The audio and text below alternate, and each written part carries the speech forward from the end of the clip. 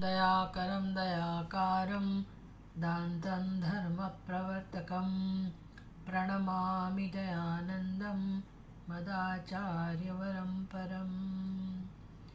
ॐ सहनाववतु सहनौ भुनक्तु सह वीर्यं करवावहै तेजस्विनावधीतमस्तु मा विद्विषावहै।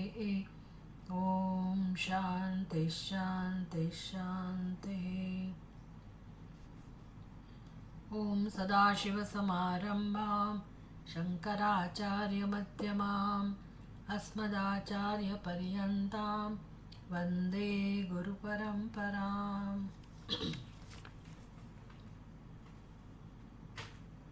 कठोपनिषद बीजी वल्ली द्वितीय वल्ली।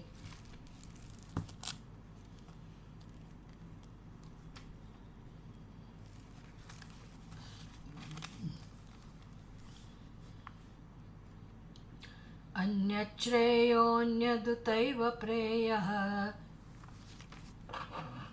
ते उभे नानार्थे पुरुषं सिनीतः तयोः श्रेय आददानस्य साधुः भवति हि यतेऽर्थाद्यौ प्रेयो वृणीते।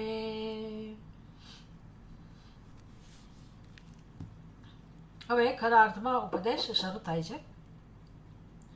પરીક્ષ્ય શિષ્યમ વિદ્યાયોગ્યતામ ચ અવગમ્ય આહ। તો પ્રથમ વલ્લીમાં યમરાજાએ શિષ્યની પરીક્ષા કરી, ગુરુએ શિષ્યની પરીક્ષા કરી, નચિકેતાની પરીક્ષા થઈ અને એ પરીક્ષામાં ઉત્તીર્ણ રીતે પાસ થયો। પરીક્ષા શિષ્યમ પરીક્ષા કર્યા પછી પોતાના શિષ્યની પરીક્ષા કરીને યમરાજાને યમરાજાએ જાણ્યું, શું જાણ્યું? વિદ્યાયોગ્યતામ એટલે આ બાળક બ્રહ્મ વિદ્યાની યોગ્યતાનો અધિકારી છે। બ્રહ્મ વિદ્યા યોગ્યતામ ચ અવગમ્ય આહ। આ જાણીને પછી એમણે ઉપદેશ શરૂ કર્યો। બહુ સુંદર ઉપદેશ છે। આ બે શ્લોક પણ આપણા થઈ જ ગયેલા છે, છતાંય આપણે રિવિઝનને ધ્યાનમાં રાખીને અન્યત શ્રેય અન્યદુતૈવ પ્રેય તે ઉભે નાનાર્થે પુરુષમ સીનિતઃ।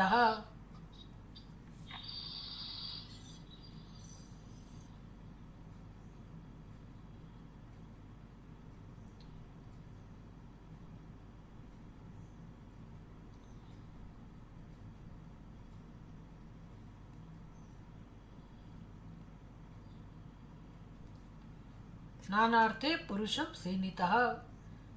યમરાજા સમજાવે છે કે જીવનમાં શ્રેયસ અર્થાત નિશ્રેયસ, અન્યશ્રેય અન્યદુતૈવ પ્રેય। શ્રેય એટલે વિદ્યા અને પ્રેય એટલે અવિદ્યા, બે વસ્તુઓ છે પણ બંને વિરુદ્ધ છે, બંને ભિન્ન છે, શ્રેય અને પ્રેય। શ્રેય એ કલ્યાણનો માર્ગ છે, ઉન્નતિનો માર્ગ છે, સુખી થવાનો માર્ગ છે, એ મુક્તિનો માર્ગ છે, અને પ્રેય એ બંધનનો માર્ગ છે કે દુઃખનો માર્ગ છે અથવા તો અવિદ્યાના ક્ષેત્રમાં છે। જે મુંડક ઉપનિષદમાં દ્વે વિદ્યે વેદિતવ્ય, એવી તો અહીંયા પણ આ શ્રેય અને પ્રેય એટલે આ વિવેક આપણને થવો જોઈએ જીવનમાં કે શ્રેય પણ છે અને પ્રેય પણ છે। હવે એવું છે ને કે આપણે કંઈ પસંદ નથી કરવાનું। કદાચ એની રજૂઆત એવી હોય કે કોઈક વ્યક્તિ શ્રેય પસંદ કરે છે, કોઈક વ્યક્તિ પ્રેય પસંદ કરે છે, એવું કહી શકાય કે શ્રેયની પસંદગી થઈ શકે પણ પ્રેય તો પસંદ થયેલું જ છે। એટલે અપરાવિદ્યા કહો, અવિદ્યા કહો, પ્રેય કહો, એ તો આપણા જીવનમાં છે જ, સર્વત્ર છે, બધાની બુદ્ધિમાં છે। બધા જ મનુષ્યોની બુદ્ધિમાં અજ્ઞાન હોવાને કારણે આ પ્રેમનું મહત્વ સ્વાભાવિક છે, અપરાવિદ્યાનું મહત્વ સ્વાભાવિક છે। એમાં આખો સંસાર સમજી લેવાનો।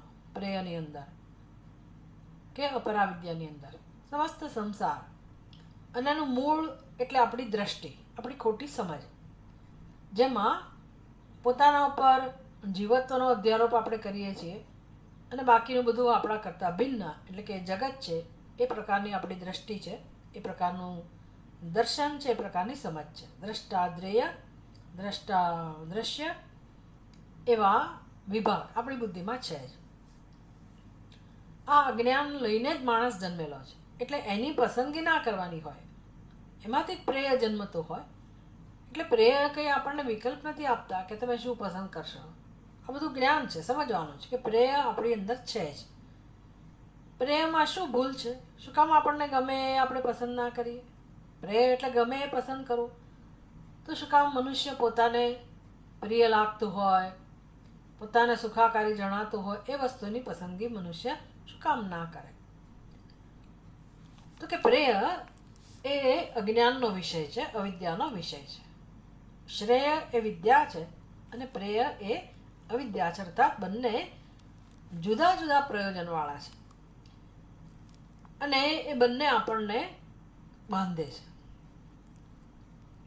તે ઉભય નાનાર્થે પુરુષમ સીનિત, બંને બાંધે છે. એટલે સમજવાનું કે શ્રેયના માર્ગે શ્રેય આપણે પસંદ કરીએ જીવનમાં છે તો મુક્તિનો માર્ગ, પણ જ્યારે અનુષ્ઠાન છે ત્યારે પણ જાણે કે આપણને બાંધે છે.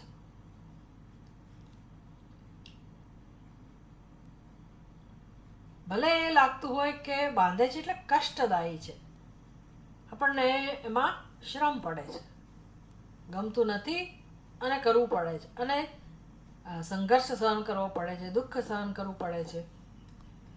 ભલે, પણ એ દુઃખ છોડાવનારું છે અને પહેલામાં એ દુઃખ છે, એ પરિણામ પ્રારંભે અમૃત સમાન છે, પરિણામે અંત જેવું છે. જ્યારે આ પ્રારંભમાં કડવું લાગે, વિષ જેવું લાગે, પણ અંતમાં એ સુખદાયી છે. એટલે બંને શરૂઆતમાં આવા છે, દુઃખ આપનારા, સંઘર્ષમય લાગે એવા, પરંતુ તયોઃ શ્રેયઃ આદદાનસ્ય, તયોઃ એટલે આ બંનેમાંથી, શ્રેય અને પ્રેય આ બંનેમાંથી જેણે હવે જીવનમાં શ્રેયની પસંદગી કરી. બી પ્રેય તો હતું જ, અત્યાર સુધી પસંદ થયેલું જ હતું, પણ જે હવે શ્રેયની પસંદગી કરે છે, અને એના માટે વિવેક જોઈએ, પરિપક્વતા જોઈએ. એટલે આવો મનુષ્ય જે શ્રેયને પસંદ કરે છે, તસ્ય આદદાનસ્ય એટલે જેણે આવું પસંદ કરેલું છે તેના માટે એને શું પ્રાપ્ત થાય? તો કે સાધુ ભવતી, એનું કલ્યાણ થાય છે, એનું શુભ થાય છે. શ્રેય આદદાનસ્ય એટલે પસંદ કરવું, ગ્રહણ કરવું. તો એમાંથી વ્યક્તિએ શ્રેય અને પ્રેયમાંથી જેણે શ્રેયને પસંદ કરેલું છે એનું કલ્યાણ થાય છે. સાધુ ભવતી, એનું કલ્યાણ થાય છે. અને એનો અર્થ એ તો યહ પ્રેય વૃણીતે, જે પ્રેયને પસંદ જે થયેલું જ છે જીવનમાં, જેને મહત્વ અપાયેલું જ છે, એને જ પકડી રાખે છે એવું કહી શકાય. વૃણીતે એટલે પસંદ કરે છે કે વરણ કરે છે, પણ એ તો હતું જ પહેલેથી, અને અજ્ઞાનને કારણે, અવિવેકને કારણે એ એને છોડી નથી શકતો અને એને પકડી રાખે છે. આવો જે વ્યક્તિ છે, હિ હતે એટલે એનું પતન થાય છે, એનું જીવન નિષ્ફળ જાય છે. એટલે અતિ મહત્વનો વિવેક છે. તમે ચા પીશો કે કોફી પીશો, ભાઈ ચા કે કોફી એ બેમાં વિકલ્પ હોઈ શકે. જ્યારે શ્રેય અને પ્રેય એમાં વિકલ્પ નથી, એવી સમજ આપણને આપે છે. એ કેટલાક લોકો એમ કે મને તો પ્રેય બહુ ગમે એટલે મેં તો પ્રેય પસંદ કર્યું, એ પ્રકારની આ રજૂઆત નથી. એટલા માટે મહત્વની સમજ છે, મહત્વનો વિવેક છે કે પ્રેય તો અજ્ઞાનને કારણે મનુષ્યના જીવનમાં હોય જ છે, અને એમાં સંઘર્ષ પણ છે. આમ નામ તો કંઈ બધું પ્રિય મળતું નથી, અને શ્રેયની પસંદગી કરો તો પણ સંઘર્ષ છે. પણ જે વ્યક્તિ આ પ્રેયને છોડતું નથી અને શ્રેયને પકડતું નથી, એનું પતન નિશ્ચિત છે. કલ્યાણ ન થાય તો કંઈ વાંધો નહીં, શ્રેય ના પસંદ કર્યું તો હવે એનું કલ્યાણ નહીં થાય એવું કહો તો વાંધો નહીં. અહીંયા તો શું કહે છે? હી હતે એટલે એનું પતન થાય છે. હવે એટલે તો બહુ જ વિચાર કરવો પડે મનુષ્ય કે પતનનો અર્થ શું થાય, શા માટે પતન કહો છો તમે, કેવા પ્રકારનું પતન થાય. એટલે લગભગ બધા જ ગ્રંથ, બધા જ ઉપનિષદ, પ્રકરણ ગ્રંથ, ભગવદ્ ગીતા,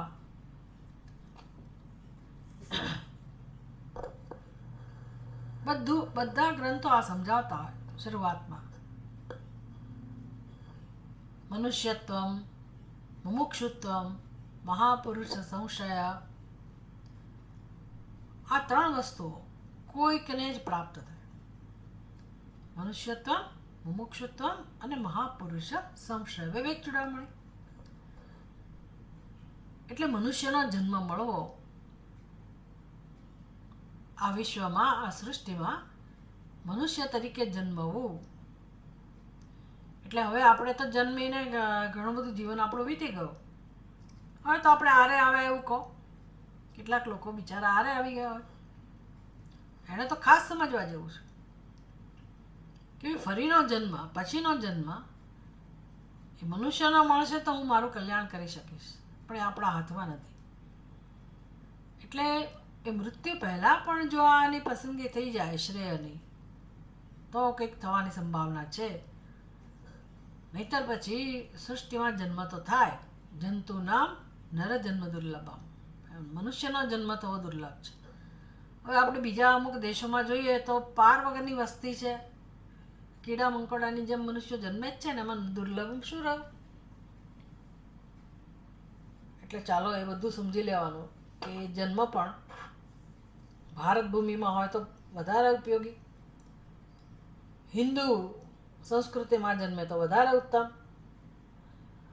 એનું કશું આપણા હાથમાં નથી અને આપણે એને અનુકૂળ બનાવવાનું છે, આપણી ફેવરમાં લાવવાનું છે.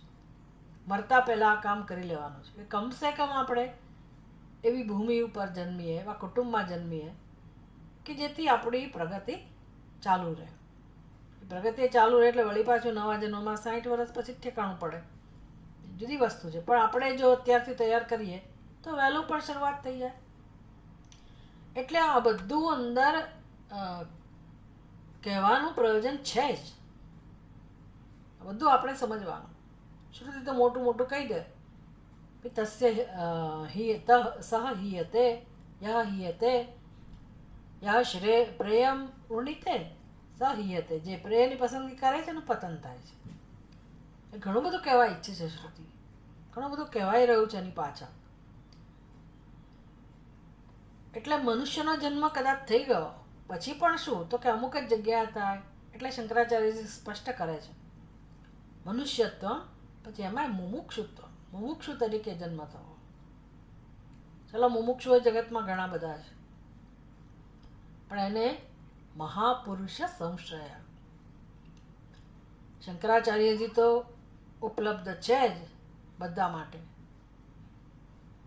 પણ કોને મહત્વ હોય શંકરાચાર્યજીનું? કોને આ પરંપરાનું મહત્વ? બહુ જ ઓછા લોકોને, બહુ જ ઓછા લોકોને. એટલે એવો કોઈ ભાગ્યશાળી હોય જેને આ પરંપરાનો પરિચય થાય અને શાસ્ત્રનું મહત્વ સમજાય, ગુરુનું મહત્વ સમજાય, પોતાના મનુષ્યના જીવનનું મહત્વ સમજાય, નિષ્કામ કર્મનું મહત્વ સમજાય, શ્રવણ મનન નિધિધ્યાસન એનું મહત્વ સમજાય. આ બધું મફતમાં નથી મળતું, બહુ મોટી ઈશ્વર કૃપાની જરૂર હોય છે.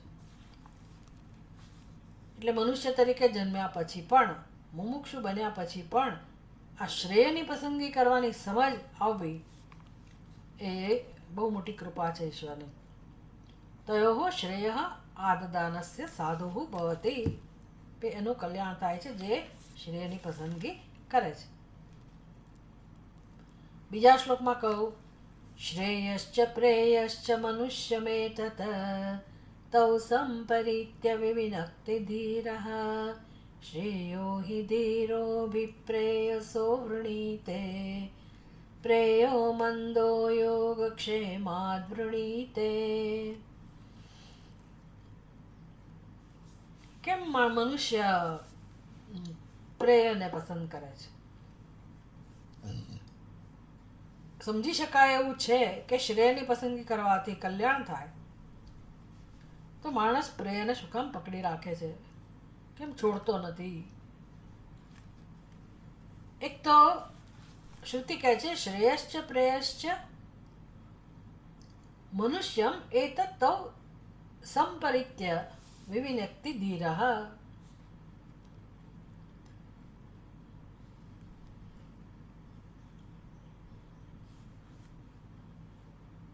વ્યામિશ્રીભૂતૈવ મનુષ્યમ એતમ પુરુષમ ઇતઃ.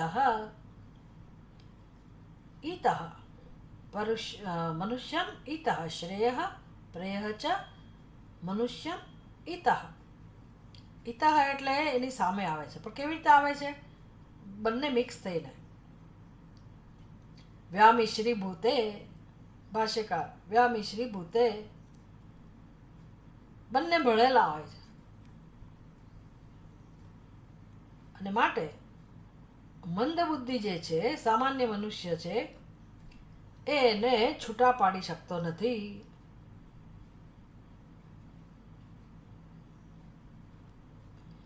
કઈ દ્રષ્ટિથી એને છૂટા પાડવાનો હોય?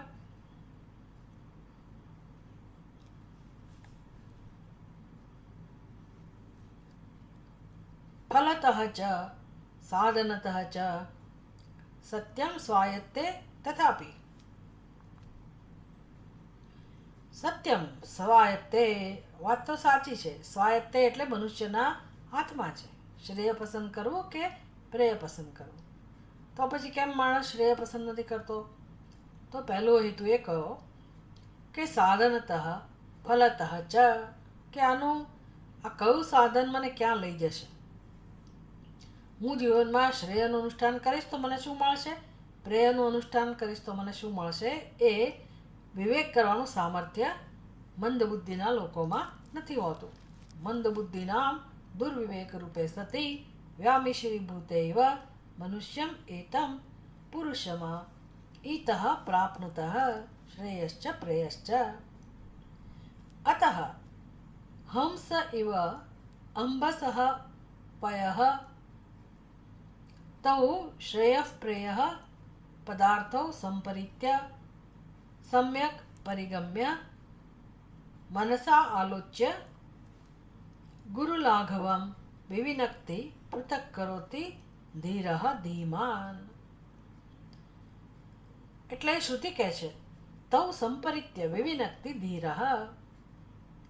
ધીરઃ એટલે બુદ્ધિમાન મનુષ્ય. આ બંનેને ભલી ભાંતિ સારી રીતે વિચાર કરીને બંનેને છૂટા પાડે છે. કોણ? ધીમાન, બુદ્ધિમાન મનુષ્ય. વિવિનક્તિ મનસા આલોચ્ય ગુરુ લાઘવમ વિવિનક્તિ.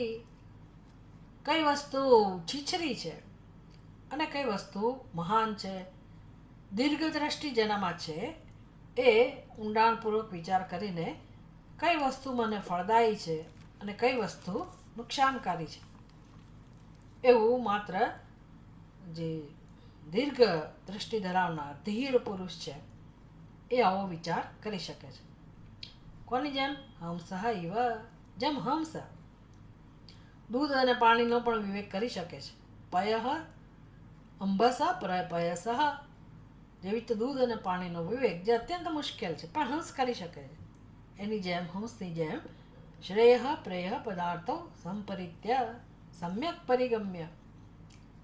જે સામે આવેલા છે બંને ભળેલા થઈને આવેલા, છતાં પણ મનુષ્ય, વિવેકી મનુષ્ય એને છૂટા પાડીને પસંદ કરી શકે છે કે કયું મારા લાભમાં છે, કયું મારા હિતમાં છે અને કયું મારા હિતમાં નથી. આ પ્રકારે વિવિચ્ય ચ શ્રેયઃ હિ શ્રેયઃ એવ અભિવૃણીતે પ્રેયસઃ અભ્યહિતત્વાत्.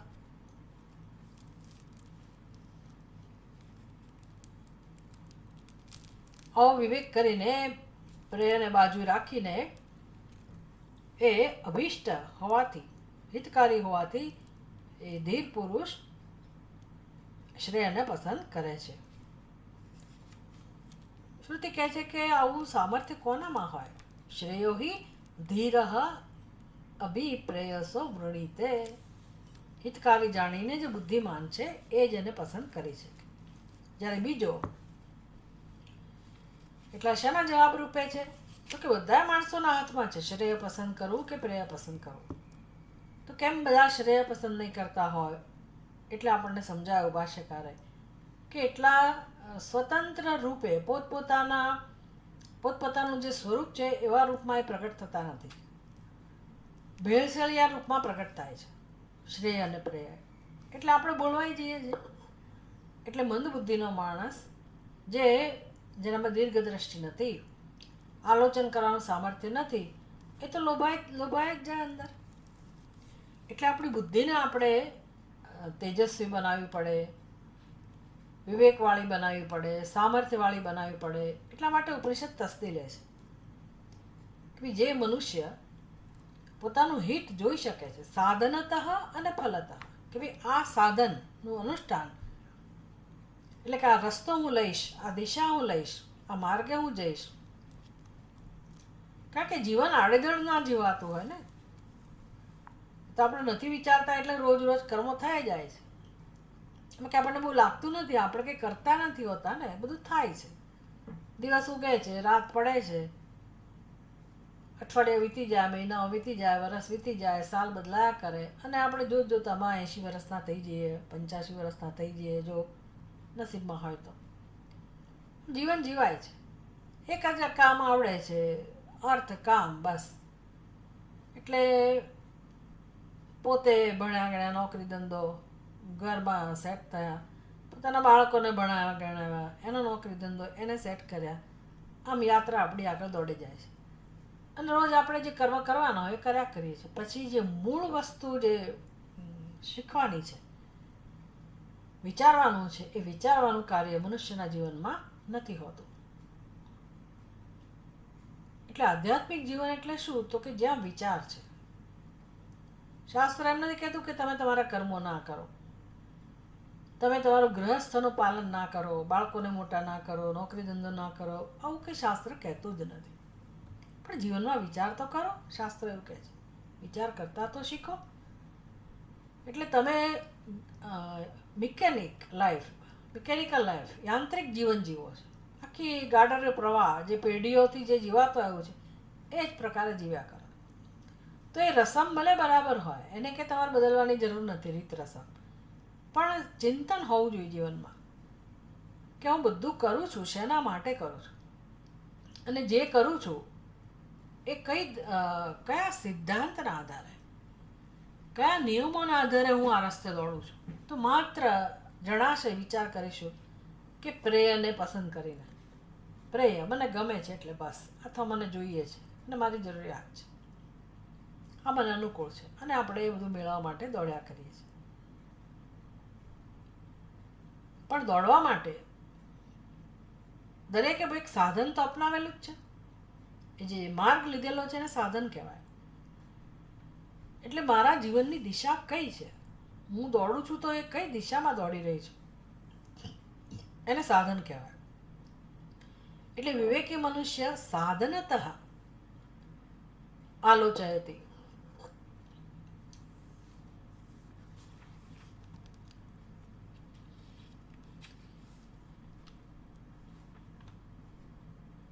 ફલતઃ અપી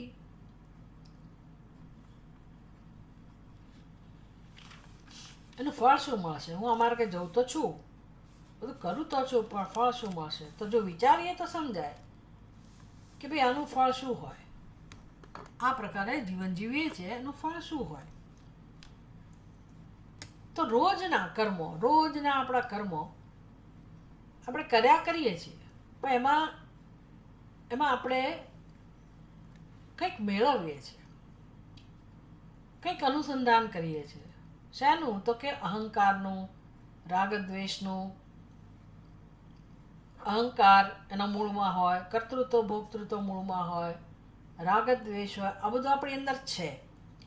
એ પ્રેરક બળ છે આપણા કર્મનું. એમાંથી ઈચ્છાઓ જન્મે છે, એમાંથી આપણા કર્મો છે.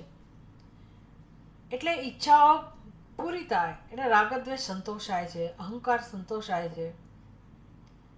પછી કર્મ કરીએ છીએ તો કર્મના સંસ્કાર આપણી અંદર જમા થાય છે. પછી એ કર્મનું ફળ મળે છે, એ કર્મ ફળ એ ભોગવીએ, એના સંસ્કાર જમા થાય છે. આ બધું જમા થાય છે રોજ રોજ. એના તરફ આપણું ધ્યાન નથી.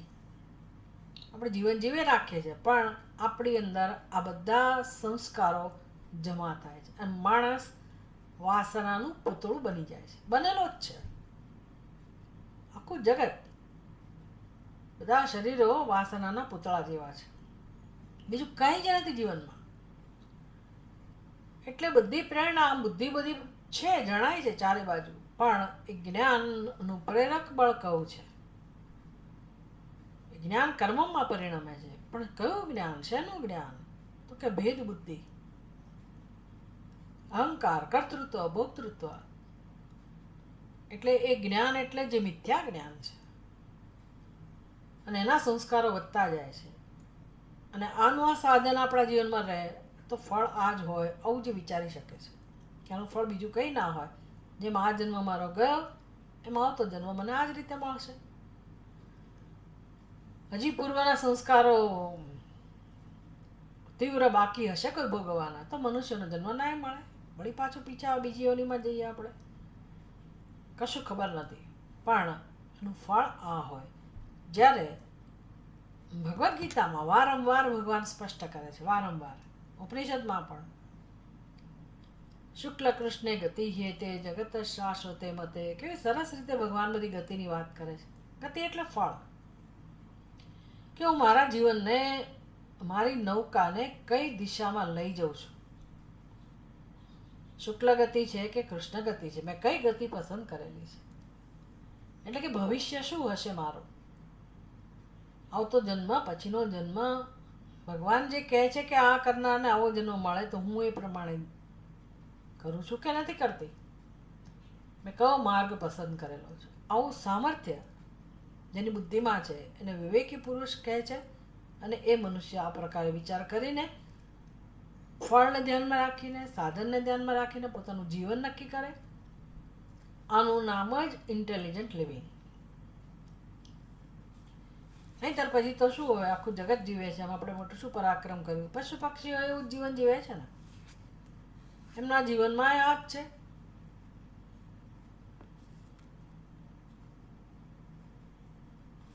ભૂખ, તરસ, અર્થ, કામ એમના જીવનમાં પણ છે.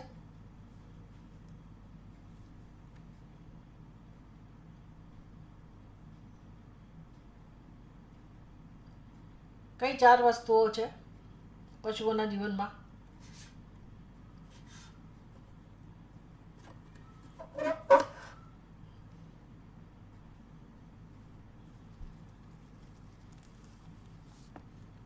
કોઈને ખબર છે?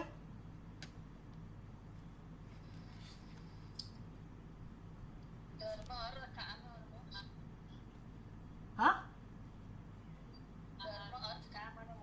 પશુઓના જીવનમાં હોય મોક્ષ અને ધર્મ ને બધું હોય.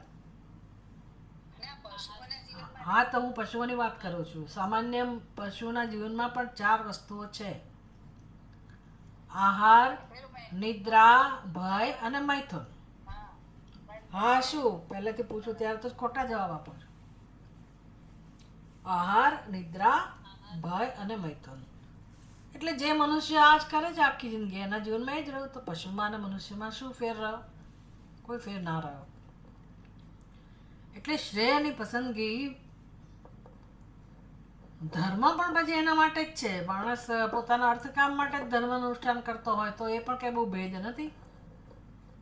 એ વળી પાછો જન્મવાનો જ છે સંસારી તરીકે. એટલે એ ધર્મ એટલે જે છેવટે મોક્ષ તરફ લઈ જાય, એટલે મુખ્ય પુરુષાર્થ તો મોક્ષ છે. જેનાથી મને મોક્ષ મળે એવો જે માર્ગ પસંદ કરે છે એણે શ્રેયનો માર્ગ પસંદ કર્યો એવું કહેવાય. એટલે પેલો મનુષ્ય જે બુદ્ધિમાન છે, વિવેકી છે, એ તો શ્રેયનો માર્ગ પસંદ કરે છે. અને જે નથી પસંદ કરતો, એટલે કે પ્રેમમાં જ પડ્યો રહે છે, એ કેવો હોય તો કે મંદ બુદ્ધિ. શંકરાચાર્યજી શબ્દ વાપરે છે, મંદ બુદ્ધિ, મૂઢમતિ. શંકરાચાર્યજીને આ શબ્દ બહુ ગમે છે, મૂઢમતિ. મૂઢ મતે મતે ભજ ગોવિંદમ, ભજ ગોવિંદમ ગોવિંદમ ભજ મૂઢમતે. એટલે જગાડે છે આપણને કે હે મૂઢમતી, તો આ બધું ચિંતન કરતા શીખ. યહ તુ મંદઃ અલ્પબુદ્ધિ સહ વિવેક સામર્થ્ય અયોગાત. જેનામાં વિવેક કરવાનું સામર્થ્ય નથી એવો મૂળ બુદ્ધિ શું કરે છે? તો કે ભયભીત છે, અસલામતીનો અનુભવ કરે છે. શેની અસલામતી? યોગક્ષેમાત. યોગક્ષેમાત યોગક્ષેમ નિમિત્તમ શરીરાદિ ઉપચય રક્ષણ નિમિત્તમ ઇત્યેતત. યોગક્ષેમાત એટલે યોગ અને ક્ષેમ. યોગ એટલે પ્રાપ્ત કરવું, ઉપચય, અને પછી એનું રક્ષણ કરવું. બસ જીવનમાં આ બે કામ કરે. આનો અભાવ છે એટલે આ મેળવો, મેળવ્યા પછી એની રક્ષા કરો. બી કરે માણસ, કરવો ભલે જરૂર છે એટલે કરે, પણ પછી આત્મકલ્યાણ માટે તો મનુષ્ય જીવનમાં કંઈક કરવું જોઈએ. આવું એનામાં વિચારવાનું સામર્થ્ય નથી. માટે પશુ પુત્ર આદિ લક્ષણમ વૃણીતે, એટલે એના જીવનમાં આની પસંદગી છે. પ્રેય એટલે શું? તો જે આપણે અત્યારે પકડીને બેઠેલા છીએ, જેનામાં આસક્ત છીએ, જે છોડવા તૈયાર નથી, એ બધી વસ્તુઓ. પશુ પુત્ર આદિ લક્ષણમ. પશુ એટલે એ જમાનામાં હશે ગાયો ભેંસો વધારે જીવનનો આધાર હશે. આપણે અત્યારે આ જમાનામાં આપણા વાહનો, સાધન સામગ્રી, ઘર, સ્વજનો, કુટુંબ, પરિવાર, કબીલો, પ્રતિષ્ઠા, આ બધું સમજી લેવાનું. વૃણીતે એટલે એને પસંદ કરે છે. ત્રીજા શ્લોકમાં કહે છે સત્વમ પ્રિયાન પ્રિય રૂપાંશ્ચ કામાન અભિદ્યાયન નચિકેતોત્યસ્રાક્ષી નૈતા શૃંકામ વિત્તમયીમવાપ્તઃ યસ્યામ મજ્જન્તિ બહવો મનુષ્યાઃ યસ્યામ મજ્જન્તિ બહવો મનુષ્યાઃ. યમરાજા ખુશ છે નચિકેત પ્રત્યે, એટલે કહે છે કે હે નચિકેતા, હે નચિકેતા, અત્યસ્રાક્ષી, તું કેવો નીકળ્યો? તું આ સંસારી જેવો ના નીકળ્યો. સહ તમ, આવો તું, પ્રિયાન પ્રિય રૂપાંશ કામાન, સહ તમ પુનઃ પુનઃ મયા પ્રલોભ્યમાન અપી. વારંવાર મેં તને પ્રલોભન આપ્યું નચિકેતા, તો પણ ધન્ય છે તને, તારી બુદ્ધિમત્તાને. વારંવાર પ્રલોભન આપવા છતાંય તે પુત્ર અને જેટલું પણ પ્રિય હોય, અપ્સરા આદિ પ્રિય રૂપ ભોગ બધા, એ બધાનો ત્યાગ કર્યો. પુત્રાદીન પ્રલોભ્યમાન આપી પ્રિયાન પુત્રાદીન. નચિકેતરાને ક્યાં પુત્ર હતા? હજી એ પોતે જ પુત્ર છે, બિચારો બાળક છે. એટલે કદાચ કોઈને એમ થાય કે એને વળી વૈરાગ્ય ક્યાંથી જન્મ્યો હોય, એનો વૈરાગ્ય કે વૈરાગ્ય ના કહેવાય. જેણે જીવન જોયું જ નથી, સંસાર જોયો જ નથી, ગૃહસ્થી શરૂ કરી જ નથી, નાનો છે, જે બાળક છે, એને શું ખબર હોય ઘર સંસાર એટલે શું, ગૃહસ્થી એટલે શું? તો વૈરાગ્ય પણ ક્યાંથી જન્મે? એટલે એને આમ નામ નથી જોયું તો કરીને ના નથી પાડી, કારણ કે એને ખબર હતી ના, એ બધું વિચારીને સમજી શક્યો કે અમારી દરેક વસ્તુઓ કેવી છે, તો કે અનિત્યત્વ, અસારત્વ આદિ દોષાન, બધી વસ્તુઓ આવા દોષવાળી છે. જરયંતી તેજ, આવું કહું એણે કે આ ભોગ્ય પદાર્થો બધા મનુષ્યની ઇન્દ્રિયોને, એના મન બુદ્ધિના તેજને હરી લેનારા છે. એટલે આપણને એ આ દિશામાં આવવા નથી દેતા. ભોગ્ય પદાર્થો જીવનમાં જેટલા છે એમાં આપણું મન આસક્ત રહે છે. ખાવા પીવામાં પણ કેટલું આપણે ચિંતા કરીએ છીએ, કેટલું ચિંતન કરીએ છીએ.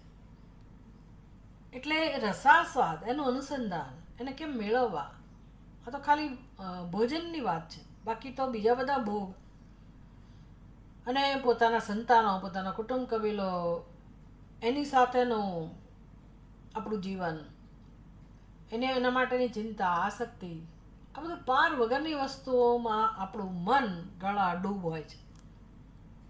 એવો માણસ ક્યાંથી ચિંતન કરી શકે? આવું સત્સંગ કરવાની તાકાત નથી કોઈનામાં. કેવી રીતે સત્સંગ કરવો જોઈએ એવી એક ખબર નથી, કારણ કે એનું મન આમાં જ ડૂબેલું છે, સંસારમાં. છોડી શકતા જ નથી એ. અને પોતાની બુદ્ધિને પાછા બુદ્ધિમાન સમજે કે ના ના, આ તો આમ છે ને, આ તો તેમ છે ને, ફલાણું છે ને, ઢીકણું છે ને. એટલે એને એટલું લાઇટલી લેતા હોય કે સત્સંગનું કોઈ જ મહત્વ નથી. ઓનલાઈન સત્સંગમાં ઠેકાણા નથી પડતા, એવું હોય છે. પણ નચિકેતા, તું આ સંસારી મનુષ્ય જેવો ના નીકળ્યો.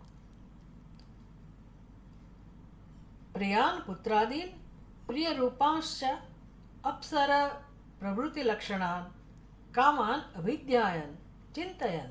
તે બરાબર એનું ચિંતન કર્યું, એનું સ્વરૂપ જાણ્યું, અને તે શામ અનિત્યત્વ અસારત્વ આદિ દોષાન હે નચિકેતા અત્યસ્રાક્ષી અતિસૃષ્ટવાન પરિત્યક્તવાન અસી હો બુદ્ધિમત્તા તવ. તારી શું બુદ્ધિમત્તા છે? બહુ જ ખુશ થયા યમરાજા, અત્યંત પ્રસન્ન છે યમરાજા કે જગતનો કોઈ માણસ આવો વિવેકી નથી હોતો. આખું જગત, જેમ શિવ એમના સ્તોત્રની અંદર કહે છે ને કે ભાઈ ભગવાન, તમારા આ સૃષ્ટિમાં વિશિખાહા, કામદેવના બાણ એ બધા જીવો ઉપર આક્રમણ કરે છે, અને બધા જીવો એના પ્રભાવમાં છે, વશમાં છે. કોઈ એવો જીવ નથી કે આનાથી બહાર હોય, આમાંથી છટકી શકે. રેરેસ્ટ રેર કોઈ કેવો હોય, કશ્ચિત ધીરા, કોઈ જ ભગવાનની દયાથી વૈરાગ્યવાન થયો હોય અને એમાંથી ઉપર ઉઠવાનો પ્રયાસ કરી રહ્યો હોય કે ઉપર ઉઠ્યો હોય, કોઈ જ. મનુષ્યાણામ સહસ્રેષુ કશ્ચિત યતતિ સિદ્ધય.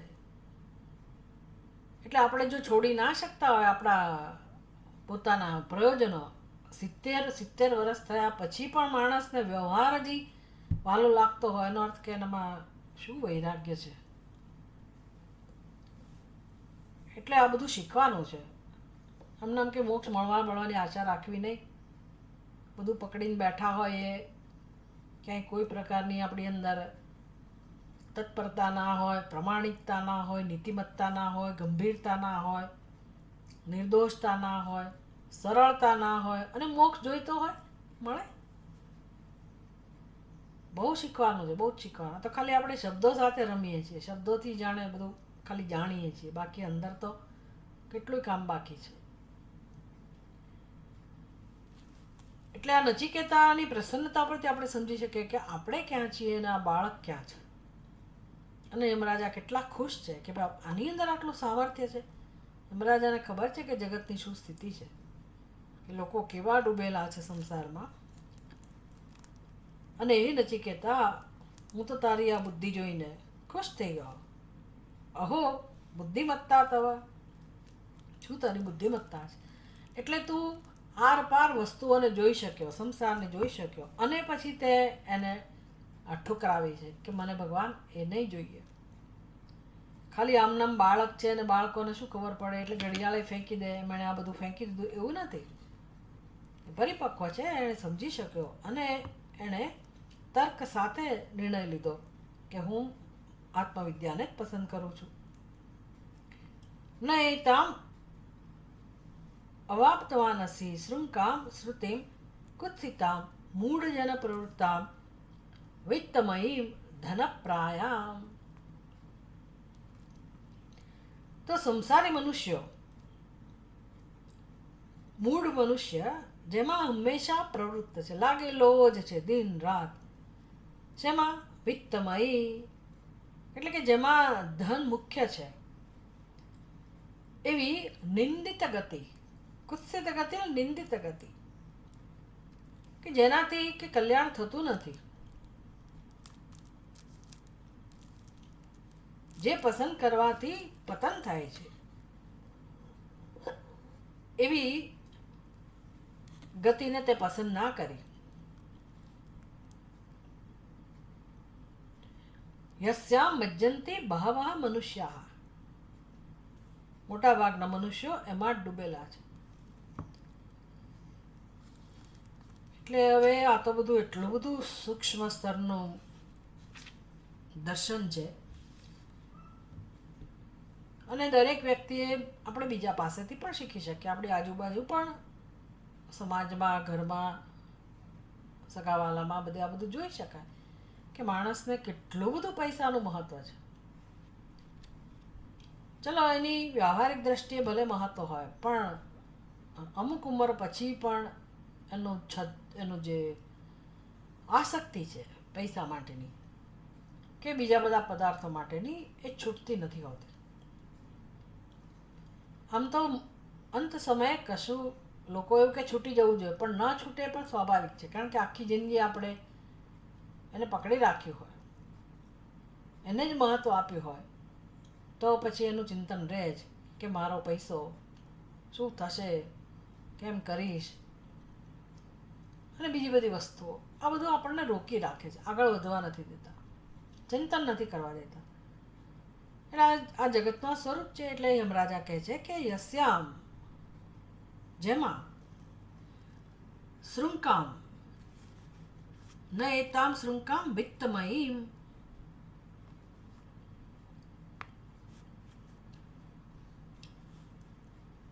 ધનપ્રાય નિંદિત ગતિ.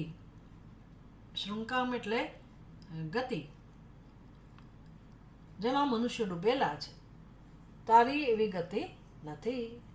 એ નચિકેતા તે એનાથી ઉપર ઉઠીને આત્મતત્વને પસંદ કરેલું છે. તયોઃ શ્રેય આદદાનસ્ય સાધુઃ ભવતિ હિયતે અર્થાદ્ય પ્રેયો વૃણીતે इति उक्तम्. तत् कैः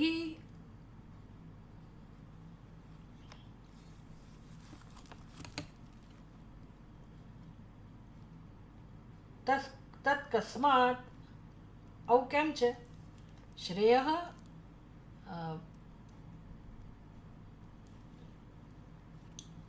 આગળના શ્લોકમાં કહેવામાં આવ્યું આ વસ્તુ. શ્રેય હિ ધીરઃ અભિપ્રેયસો વૃણીતે. પહેલા શ્લોકમાં જે કહેવામાં આવ્યું, તયોઃ શ્રેય આદદાનસ્ય સાધુઃ ભવતિ અને હિયતે અર્થાદ્યૌ પ્રેયો વૃણીતે. જે શ્રેય પસંદ કરે છે એનું કલ્યાણ થાય છે, અને પ્રેય પસંદ કરે છે એનું પતન થાય છે. તો આવું કેમ છે? એથી ઉત્તમ, આ કહેવામાં આવ્યું. ક્યાં કહેવામાં આવ્યું જોવું પડે, આપણે યાદ રાખવાનું. તો પહેલા શ્લોકમાં કહેવામાં આવ્યું તત્કસ્માત, આવું કેમ છે એ હવે સમજાવે છે.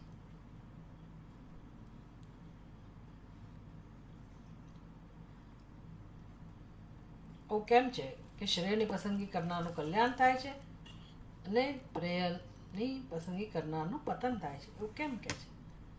આપણે આપણી રીતે વિચાર તો કર્યો, પણ યમરાજા ગુરુ તરીકે નચિકેતાને નિમિત્ત બનાવીને આપણને પણ માર્ગદર્શન આપી રહ્યા છે.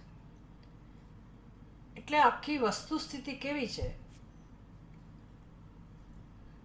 કયા ફલક ઉપર આપણે આ બધું જાણી શકીએ. એટલે આપણી દ્રષ્ટિ વિશાળ બને, આપણું ચિંતન વિશાળ બને, સૂક્ષ્મ બને, અને આપણે આરપાર સંસારના સ્વરૂપને જોઈ શકીએ સરળતાથી. એ માટે આ બધું વિસ્તારથી યમરાજા સમજાવે છે. દૂરમે તે વિપરીતે વિશુચિ અવિદ્યાયા ચ વિદ્યેતિ જ્ઞાતા વિદ્યાભીપ્સિનમ નચિકેતસં મન્યે નત્વા કામા બહવો લોલુપંત. દૂરમે તે વિપરીતે વિશુચિ અવિદ્યા યા ચ વિદ્યા ઇતિ જ્ઞાતા વિદ્યામ અભીપ્સિનમ નચિકેતસં મન્યે નત્વા કામા બહવો લોલુપંત.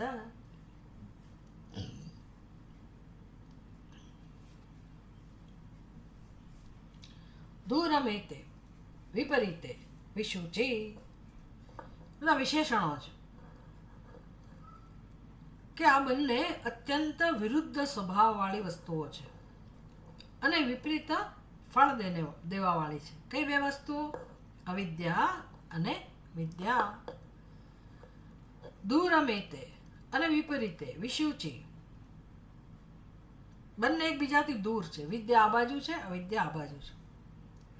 બંને વિપરીત છે, બંનેના મુખ વિરુદ્ધ દિશામાં છે.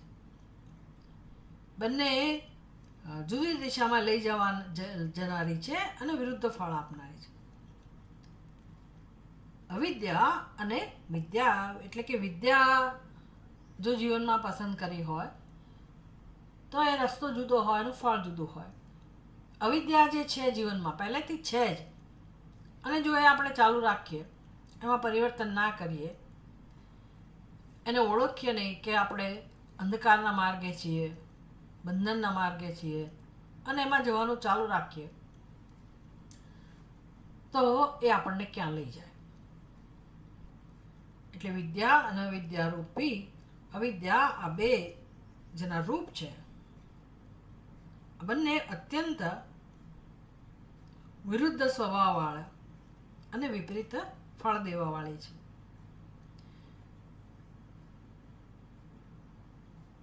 અહમ મન્યે નચિકેતસમ વિદ્યાભીપ્સિનમ.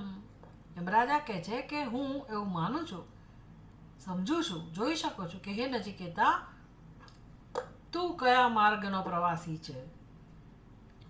વિદ્યા અભીપ્સિનમ, તું અવિદ્યાને પસંદ કરનારો છે કે વિદ્યાને? તો હું જોઈ શક્યો કે હે નચિકેતા, તું વિદ્યા અભીપ્સિનમ, તું વિદ્યાને પસંદ કરનારો છે. શેના આધારે યમરાજા આપ એવું કહો છો? નત્વા કામા બહવઃ અલોલુપંત, તને આ સંસાર આકર્ષી ના શક્યો. મેં તને આટલું બધું પ્રલોભન આપ્યું, પણ તું લોભાયો નહીં, તને બધી વસ્તુઓ આકર્ષી ના શકી. બસ આ જ કસોટી છે. અહીંયાથી જ પરીક્ષા થાય આપણી, અને ડગલે ને પગલે આવતું જ હોય આપણા જીવનમાં, ડગલે ને પગલે આવતું હોય. એટલે ઘણીવાર આપણે ત્યાગ કરવો પડે, અને ઘણીવાર મેળવવું પડે, ઘણીવાર મળી જાય, ઘણીવાર મેળવવા માટે માણસ કરતો હોય. આ બધા ઉપરથી આપણે નિરીક્ષણ કરીને આપણી કસોટી કરી શકીએ, પરીક્ષા કરી શકીએ કે વેર ડુ આઈ સ્ટેન્ડ, મારું ક્યાં સ્થાન છે, મારી બુદ્ધિમાં શેનું મહત્ત્વ છે. બસ આ બુદ્ધિને ચકાસવી કે ભાઈ મહત્ત્વની બુદ્ધિ આપણી ક્યાં છે, શેનું મહત્ત્વ છે જીવનમાં. અનાદિકાળથી આપણે આ જ વસ્તુઓને, અનાત્માને જ મહત્ત્વ આપતા આવ્યા છીએ, અને એ જ દુઃખનું કારણ છે. એ જ્યાં સુધી ના સમજાય ત્યાં સુધી બુદ્ધિમાં પરિવર્તન નથી આવતું. અને જે મહત્ત્વનું છે એ તો જીવનમાં છે જ નહીં. આવી આપણી બુદ્ધિ છે. એટલે ધીરે ધીરે ધીરે આપણે આપણી બુદ્ધિને બનાવવાની છે કે ભાઈ મારી બુદ્ધિમાં શેનું મહત્ત્વ હોવું જોઈએ. તો કે જે મહત્ત્વનું છે તેનું મહત્ત્વ. એ કે ન જાણી શકાય, ન સમજી શકાય એવું તો છે જ નહીં, અને અનુભવે છે. ના ના, તમે કહો એટલે માની લેવાનું, શાસ્ત્ર કહે એટલે માની લેવાનું. એ તો કહે શાસ્ત્ર, પ્રેક્ટિકલી તો જીવનમાં આ જ છે ને, એમ કહીને આપણે ઊભા રહીએ. બુદ્ધિમાં નિર્ણય બદલાવો જોઈએ. પછી એ જે અસલામતી ઉત્પન્ન થાય છે કે ના ના ના ના ના, હું એનું મહત્વ છોડી દઈશ તો મારું શું થશે? કશુંય ના થાય. એ સાહસ માટેની તૈયારી. એ કશું જતું નથી રહેવાનું. આપણે ફૂટપાથ ઉપર નથી ફેંકાઈ જવાના. કશું કોઈ તમારી પાસેથી જૂટવી નથી લેવાનું, કે આપણે કોઈને આપીએ નથી દેવાનું. પણ આપણી વિચારધારા, આપણી મહત્વ બુદ્ધિ, એ મને ક્યાં સુધી સહકાર આપશે? ભલે પ્રેક્ટિકલી આપણે જીવનમાં બધું આપણું સલામતી હોય અને ધ્યાનમાં રાખીને વ્યવહાર કરીએ, ના નથી, પણ આપણી બુદ્ધિમાં આત્મવિદ્યા મહત્વની છે કે પછી આ ભૌતિક વસ્તુઓ મહત્વની છે? એ મહત્વ બુદ્ધિ જ્યાં સુધી નહીં બદલાય ત્યાં સુધી આપણે આ માર્ગ લઈ ના શકીએ, શ્રેય માર્ગ. એટલે વિદ્યાભીપ્સિનમ નચિકેતસમ મન્યે. એ નચિકેતા, હું તો તને વિદ્યાર્થી સમજુ છું, વિદ્યાનો અર્થી, બ્રહ્મ વિદ્યાનો અર્થી. વિદ્યાભીપ્સિનમ. કેમ? તો કે આ બધી વસ્તુઓ ઠુકરાવી દે.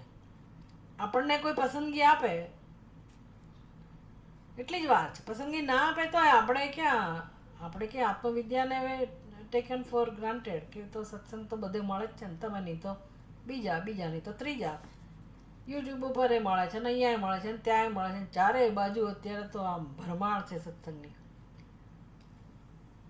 આપણામાં કઈ બુદ્ધિ તો છે નહીં કે સત્સંગમાં શું ફેર હોય, કયા પ્રકારનો સત્સંગ હોય, અને કઈ રીતે સત્સંગ મારે કરવાનો હોય, ક્યાં મારે પરિવર્તન લાવવું, તો કે વિવેક તો છે નહીં. ટાઈમ પાસ કરવાનો હોય અને સંતોષ માણવાનો હોય કે હા અમે આ ફલાણું સાંભળીએ છીએ, ફલાણાને સાંભળીએ છીએ, આમ કરી લઈએ તેમ કરી લઈએ. લોકોને શરમે ના આવે. આપણે એમ પૂછીએ કે સત્સંગમાં કેમ દેખાતા નથી, તો કે એ મારા મોબાઈલમાં આવતો જ નથી. પતી ગયું. તો બીજાનો આવે જ પાછો, ફલાણાનો તો હું સાંભળું. એટલે મને એમ થાય કે શું કામ એ વાત કરતા હશે મારી સાથે, એવું થઈ જાય. એટલે એને કંઈ સત્સંગની કંઈ વિવેક જ નથી. ખાલી જોવા ખાતર જોઈ લેવું, સાંભળવા ખાતર સાંભળી લેવું. શ્રવણ કોને કહેવાય, આત્મજ્ઞાન માટેની ઉપાસના કોને કહેવાય, પદ્ધતિસરનું કેવી રીતે અધ્યયન, કશી એને કોઈ પડી જ નથી, ભાન જ નથી. એટલે સંતોષ માને છે કે અમે તો આ યુટ્યુબ ઉપર આજકાલ મળે છે ને, બધું જાણી લઈએ છીએ. એટલે કોઈ આપણને કહેવા નથી આવવાનું કે ક્યાં ભૂલ થાય છે, શું છે. એટલે માણસને કંઈ સત્સંગનું મહત્વ ના સમજાયું હોય. કેમ? તો કે આત્મવિદ્યાનું મહત્વ નથી સમજાયું. કેમ? તો કે એને વિવેક જ નથી કર્યો અને કમ્ફર્ટ ઝોનમાં બેસી રહ્યું છે.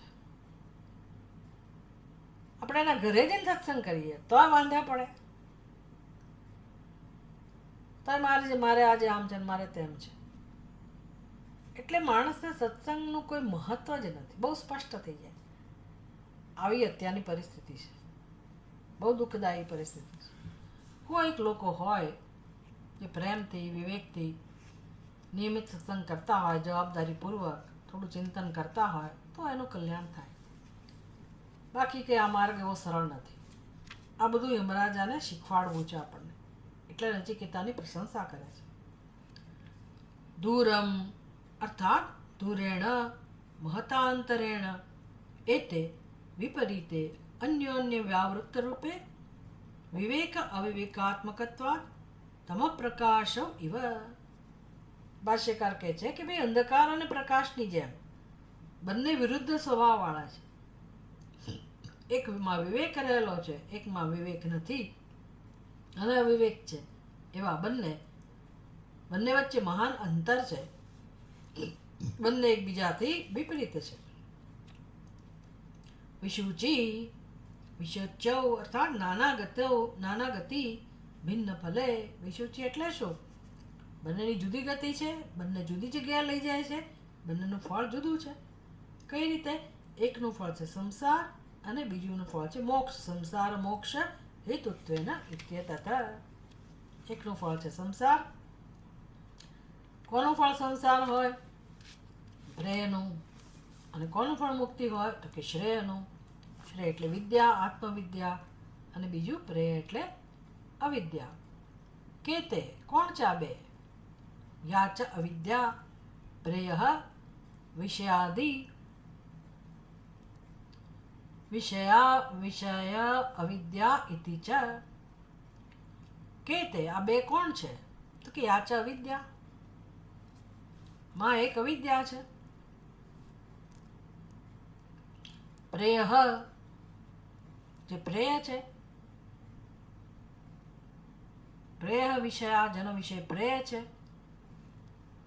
વિદ્યા ઇતિ ચ શ્રેય. વિદ્યા એટલે શ્રેય વિષયા, જનો વિષય છે શ્રેય છે. જ્ઞાતા નિર્જ્ઞાત અવગતા પંડિતૈ. હું નથી કહેતો, પંડિત લોકો આ સમજાવે છે. યમરાજા કહે છે પંડિત લોકો આ કહે છે. પંડિતો દ્વારા આ બંનેનું નિરૂપણ કરવામાં આવેલું છે કે કોણ વિદ્યા અને કોણ વિદ્યા. નચિકેતસં ત્વામહં મન્યે કસ્માદ યસ્માદ અવિદ્વદ બુદ્ધિ પ્રલોભિનઃ કામઃ અપ્સર પ્રવૃત્તયઃ બહવાપી. કેમ તમે નચિકેતાને વિવેકી કહો છો, અથવા તો વિદ્યાભીષણમ કેમ મન્યે? હું તને કેમ વિદ્યાનો અધિકારી માનું છું? યસ્માદ અવિદ્વદ બુદ્ધિ પ્રલોભિનઃ કામઃ અપ્સર પ્રવૃત્તયઃ બહવાપી. તો જે અવિવેકી છે એને જે બધું આકર્ષે છે, ત્વામ ન અલોલુપંત ન વિચ્છેદમ કૃતવંત, તને એ બધી વસ્તુઓ ચલિત ના કરી શકી. શ્રેય માર્ગાત આત્મોપભોગ અભિવાંછ અસંપાદનેન અભિવાંછા સંપાદનેન, તને એ બધું ચલિત ના કરી શક્યું અને તે જે પસંદગી કરી હતી એમાં તું દ્રઢ રહ્યો. શ્રેયો માર્ગાત ન વિચ્છેદમ કૃતવંત, શ્રેયો માર્ગથી તને બધી વસ્તુઓ ચલિત ના કરી શકી. આત્મોપભોગ અભિવાંછા સંપાદનેન,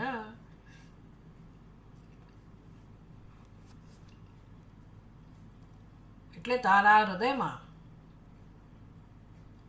આ વિષયોને ભોગવવાની ઈચ્છા ઉત્પન્ન ન થઈ. અતઃ વિદ્યાર્થીનમ શ્રેયોભાજનમ મન્યે. બસ એના પરથી જ નક્કી થાય આપણા હૃદયમાં શેનું મહત્વ, બુદ્ધિમાં શેનું મહત્વ છે. જે બુદ્ધિમાં મહત્વ એની હૃદયમાં ઝંખના હોય. પછી એ અર્થકામ જે કંઈ હોય તે, જે વિષય હોય અર્થકામનો, એમાં આખો સંસાર આવી ગયો. એટલે આપણા હૃદયમાં જે બધું વસેલું હોય એનું ચિંતન થાય. હૃદયમાં કેમ વસેલું હોય? બુદ્ધિમાં એનું મહત્વ છે એટલા માટે. બુદ્ધિમાં કેમ મહત્વ છે? કારણ કે વિવેક નથી કરતા, વિચાર નથી કરતા આપણે એ દિશામાં કે શું કામ મેં આ બધું મહત્વનું માની લીધું છે. કારણ કે મેં પોતાના સ્વરૂપને ખોટું સમજેલું છે. દેહમાં આત્મબુદ્ધિ છે, પછી ક્યાંક તો મહત્વ આપવું જ પડે ને. દેહમાં જેની આત્મબુદ્ધિ છે તદ્દન અલ્પ જ હોય બિચારો, એટલે બીજે મહત્વ હોય જ. અને વિવેક નથી એટલે, અને બધે જ એવું છે એટલે ચાલે રાખે છે સંસાર. એટલે જે મનુષ્ય ચિંતન કરી શકે છે અનુભવમાંથી, પરીક્ષ લોકાન કર્મચિતાન, પોતાના કર્મોના અનુભવમાંથી, કર્મફળમાંથી, જીવનમાં જે કંઈ આપણને બધું સમજાય છે, અનુભવાય છે, એમાંથી ચિંતન કરીને, વિચાર કરીને, વિવેક કરીને મનુષ્ય સાર કાઢી શકે. પ્રત્યક્ષ જોઈ શકાય છે કે ભાઈ અનિત્ય હોય, નાશવંત હોય, દેખાય જ છે. સર્વત્ર બધી વસ્તુઓનો નાશ થાય છે, વિયોગ થાય છે, અને જીવને કઈ વસ્તુ પાસેથી સુખ મળે છે, શાંતિ મળે છે, કેમ નથી મળતા, બધું ચિંતન કરી શકાય એમ છે. અને બધાના કારણો જણાય છે કે ભાઈ આ કારણથી આવું છે, દુઃખ છે, સંઘર્ષ છે, ક્યારનો છે, અનાદિકાળથી છે. તો છૂટવું છે કે નથી છૂટવું? આમ જીવને સમજાવવું પડે આપણે. એટલે માત્ર કોઈ કહે છે એટલે અનિત્ય સમજવા એવું નહીં. અનુભવમાંથી પરીક્ષા કરો તો સમજાય કે નથી જ મળે એમ.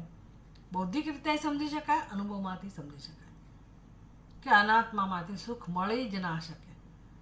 એક વસ્તુ એ, અને બીજી વસ્તુ એ સુખ કોને જોઈએ છે, શું કામ જોઈએ છે, એ બહુ મહત્વનો પ્રશ્ન છે.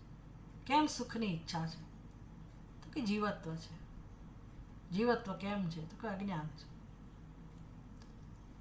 ઉપનિષદ બંને રીતે સમજાવે છે. આત્મા પૂર્ણ સુખ સ્વરૂપ છે, પૂર્ણ સ્વરૂપ છે, અદ્વૈત સ્વરૂપ છે, સુખ સ્વરૂપ છે, એક જ છે, તારું જ સત્ય છે, તારે મેળવવાનો નથી, તું જ છે, તું ઓળખ તને. અને જેની પાસે સુખની અપેક્ષા રાખે છે એ કલ્પના સિવાય કશું નથી, એમાં સુખ હોવાની ક્યારેય સંભાવના નથી.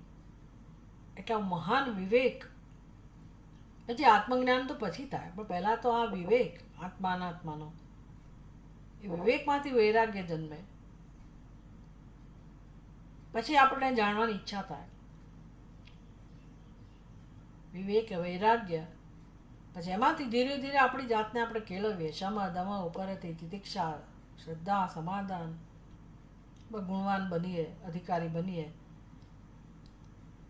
અને છેલ્લે આત્મા એક જ જાણવાની વસ્તુ છે અને મારે જાણવો જ છે, મુક્ષુત્વ, આવો નિશ્ચય થાય. આવો ક્રમ છે જીવનમાં. એના માટે મનુષ્યનો જન્મ છે, બસ આ કરવા માટે. જો નહીં કરીએ તો એ તો સંસાર ભાજન, નહીતર સંસાર તો હતો જ છે અને રહેશે. એ સંસારનું સ્વરૂપ કેવું છે એનું વર્ણન 5મા શ્લોકમાં છે. અવિદ્યાયામંતરે વર્તમાનાઃ સ્વયં ધીરાઃ પંડિતં મન્યમાનાઃ દ્રંદ્રમ્યમાણાઃ પર્યન્તિ મૂઢાઃ અંધેનૈવ નીયમાના યથાંધાઃ. આ સંસારી મનુષ્યનું વર્ણન છે. અવિદ્યાયામંતરે વર્તમાનાઃ, દરેક મનુષ્ય અવિદ્યામાં જ નિષ્ઠ છે, પણ એની સમજ કેવી છે? સ્વયં ધીરાઃ, હું પંડિત છું, જ્ઞાની છું. સ્વયં ધીરાઃ પંડિતમ મન્યમાના, પોતાની જાતને ડાહી સમજે. દંદ્રમ્યમાણા પર્યંતિ મૂઢા, પછી એની હાલત કઈ છે એને ખબર નથી, ભટકાયા કરે છે આ જન્મમાંથી પહેલા જન્મમાં, અને એક જન્મમાં કેટલું અથડાય કૂટાય છે માણસ, કેટલું અથડાય કૂટાય છે બધી રીતે, ફિઝિકલી, મેન્ટલી, બધી રીતે અથડાવાનું કૂટાવાનું. દંદ્રમ્યમાણા પર્યંતિ મૂઢા, અને પાછા માર્ગ એવો પસંદ કરે, એના લીડર એવા પસંદ કરે કે જે એને અંધારામાં જ લઈ જાય. અંધે નૈવ નિયમાના યથાંધાઃ, એટલે સમાજમાં એકબીજાને લોકો માર્ગદર્શન આપતા હોય, તમે આમ જાઓ, આ કરો, આ સારું છે, પેલું સારું છે, અમે અહીં ફરી આવ્યા, ત્યાં ફરવાની જવાની જરૂર છે, આ જગ્યા બહુ શ્રેષ્ઠ છે, ફલાણો ધંધો બહુ સારો છે, અને આપણે એને અનુસરીએ. એટલે એ લોકોને એવા લોકો મળી પણ જાય માર્ગદર્શન આપનારા. એટલે કે છે અંધે નૈવ નિયમાના યથાંધાઃ. સંસારને તમે ફોલો કરો, સંસારીને ફોલો કર્યા કરો તો શું તમારી ગતિ હોય? આંધળા માણસની પાછળ બીજો આંધળો માણસ જાય તો શું ગતિ હોય? એટલે કે અંધે નૈવ યથા નિયમાના અંધાઃ. આમ ચારે તરફ અંધકાર છે, અવિદ્યાનું કારણ છે, અને જો માણસ આ બધું નહીં સમજે તો એના જીવનમાં પણ એ જ દુઃખ, એ જ અંધકાર રહેશે. એ શ્લોકની ચર્ચા આપણે આવતી વખતે કરીશું.